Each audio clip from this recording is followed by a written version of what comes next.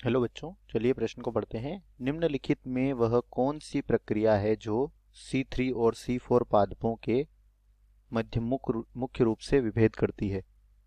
तो बच्चों, हमें यहाँ पर प्रश्न पूछा गया है कि वह कौन सी प्रक्रिया है जो C3 और C4 पादपों के मध्य मुख्य रूप से अंतर करती है, विभेद करती है। पहला विकल्प है यहाँ पर केल्विन चक्र, दूसरा है श्वसन, तीसरा है प्रकाश श्वसन और चौथा है ग्लाइकोलाइसिस। तो बच्चों, चलिए बात करते हैं इस प्रश्न की मुख्य अवधारणा। तो बच्चों, इस प्रश्न की मुख्य अवधारणा में हम बात करेंगे वह C3 पादपों व C4 पादपों में मुख्य रूप से विभेद करने वाली जो प्रक्रिया है, विभेद करने वाली जो प्रक्रिया है, यह प्रक्रिया कौन सी है? यह है प्रकाश, क्या है? प्रकाश श्वसन। अब बात करते हैं कि यह होता क्या है। तो बच्चों, जो C3 पादप होते हैं, इनके हरित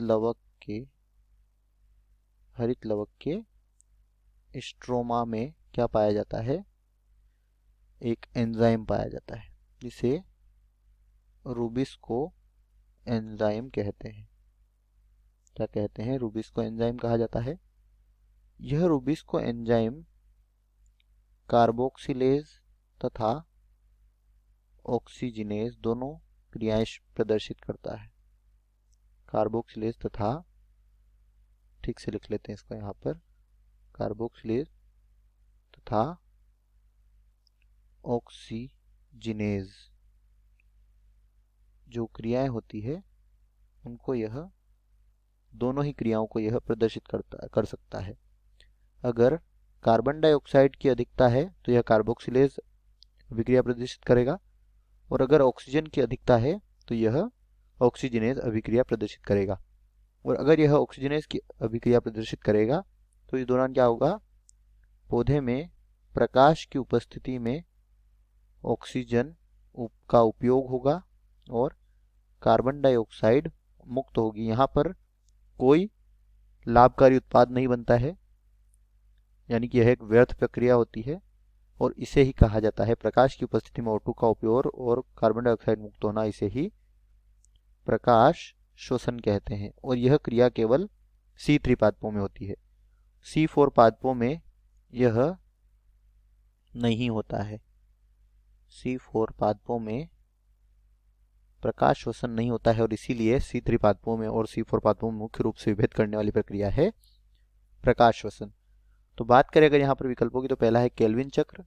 जो केल्विन चक्र जो है यह C3 पादपों में होता है, और C4 पादपों में केल्विन चक्र होता है जिसके द्वारा कार्बन डाइऑक्साइड का स्थिरीकरण किया जाता है, और C4 चक्र से वह C3 पादपों में वह प्रवेश कर जाता है। तो यह क्या हो जाएगा? गलत हो जाएगा। इसके बाद ए विकल्प तो क्या हो गया? गलत हो गया। इसके बाद दूसरा है श्वसन। तो बच्चों, श्वसन जो है यह सभी जीवों में होता है। ये यहाँ पर C3 पादपों में मुख्य विभेद करने वाली प्रक्रिया पूछी गई, तो यह भी गलत हो जाएगा। इसके बाद सी है प्रकाश श्वसन। यही हमारे प्रश्न का उत्तर है, और यही मुख्य रूप से विभेद करने वाली वह प्रक्रिया है जो कि C3 पादपों और C4 पादपों को अलग करती है। तो सी हमारे प्रश्न का सही उत्तर हो जाएगा। और डी है ग्लाइकोलाइसिस। तो ग्लाइकोलाइसिस जो है यह क्या होता है? लिख लेते हैं इसको यहाँ पर, ग्लाइकोलाइसिस, इसे हम इसमें लिख लेते हैं।